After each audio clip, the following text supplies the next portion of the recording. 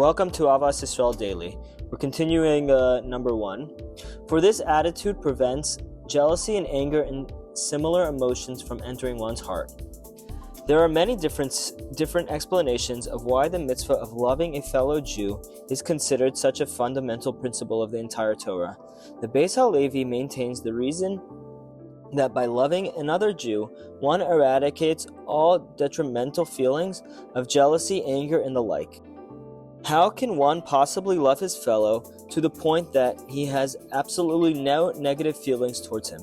Aren't we all human? The Yerushalmi explains with a parable. Imagine someone who is cutting meat. He accidentally cuts his finger. Would he then hit the hand that cut him? Of course not. He wouldn't retaliate against his own hand. So too, one must understand that all Jews are like the many limbs that comprise a body. We are all united, for we all share one soul, and therefore, just as one is not jealous of himself, he should not be jealous of his fellow. It's a mitzvah, a concept in halacha known as a mitzvah ticheres kavana. The mitzvah's required intent, which means that one must perform any mitzvah commanded by the Torah. He must have in mind that he intends to fulfill the mitzvah. For example, before putting on tzitzis in the morning, one should have in mind that he is fulfilling the commandment to do so. What about the mitzvah of loving another Jew? Is intent required only for mitzvahs that are ben adam lamakom, between man and Hashem, or intent also applicable to mitzvahs that are bin adam lechavero, between man and his fellow? The Chavetz Chaim states that even mitzvahs between man and his fellow require intent. Thus, the mitzvah of v'ahavta l'recha kamocha is no different. Although one might be fulfilling the mitzvah due to an incentive, which is permitted, nevertheless, one should at the same time intend to fulfill the mitzvah. The Sefer HaBrit points out that even though the mitzvah of v'ahavta l'recha kamocha is a logical mitzvah, nonetheless, one must still keep in mind that he is performing it because Hashem commanded him to do it. Based on this, the Sefer HaBrit explains this is why the verse states, "You shall love your friend as you love yourself. I am Hashem." The end of the verse implies that you shall love your friend because I am Hashem commanded you to do so. Don't love people just because you are a good human being. You should love people because Hashem told you to, because it's a mitzvah to love Jewish people. Additionally, the Sefer HaBrit cites a Mishnah that proves this point. The Mishnah says, "Your friend's money should be as dear to you as your own." And it concludes, "And all of your deeds should be for the sake of Hashem." He explains that treating your friend's money as dear as your own money is required by v'ahavta l'recha kamocha, but it must stem from for the sake of Hashem. Therefore, the next time you are doing something nice for another person, such as giving someone a ride, you should pause for a moment and reflect. By doing so, you are fulfilling one of the 613 commandments. This will take doing something nice and transform it into fulfilling a mitzvah.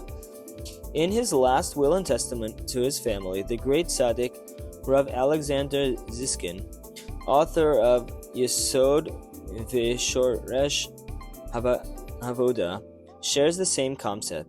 He writes, a person must look at this mitzvah just as any other mitzvah. He provides this example. He once saw someone with a small tear in his clothing. Before he went to tell the man about the tear, he said, "Hashem, I am now ready to fulfill the mitzvah of v'ahavta l'recha kamocha, as you commanded in the Torah." Then he told the man, "My friend, my brother, small tears become big tears. Please sew up the tear before it becomes larger." He wrote that this is a wonderful thing to do, saying, "I testify, my children, that I felt the same tremendous happiness in my heart after I suggested to this man that he mend the tear in his clothing, as when I fulfill the positive mitzvah putting on tefillin." We have countless opportunities to fulfill mitzvahs. Rav Chaim Kanievsky related a remarkable story in the name of his Rebbe, Rav Elia Dushnitzer. In the early 1900s, a man was responsible for all the charity funds in his city, which was quite a prestigious and important responsibility.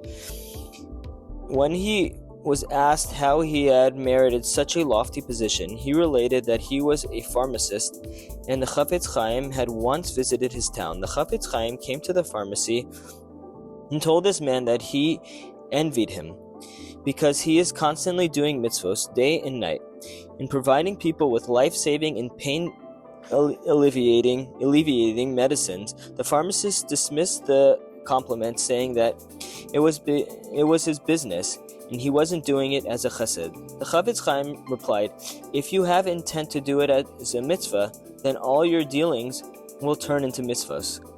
From then on, the man did just that. One mitzvah led to the next, and eventually he was put in charge of all of the city's charity funds.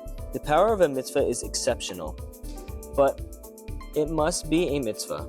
Just as a little concentration can turn a simple business transaction into a priceless mitzvah, Rav Moshe Aaron Stern, Mishkiach of Yeshivas Kamenetz, related that Rav Eliyahu Lopian asked him, "In your opinion, who are the greatest Baalei Chesed of our generation?" Rav Stern listed many philanthropists, but Rav Eliyahu said, "No, you are mistaken." Amazingly, he continued, "The greatest Baalei Chesed of our generation are the policemen, because they make sure that there is law and order.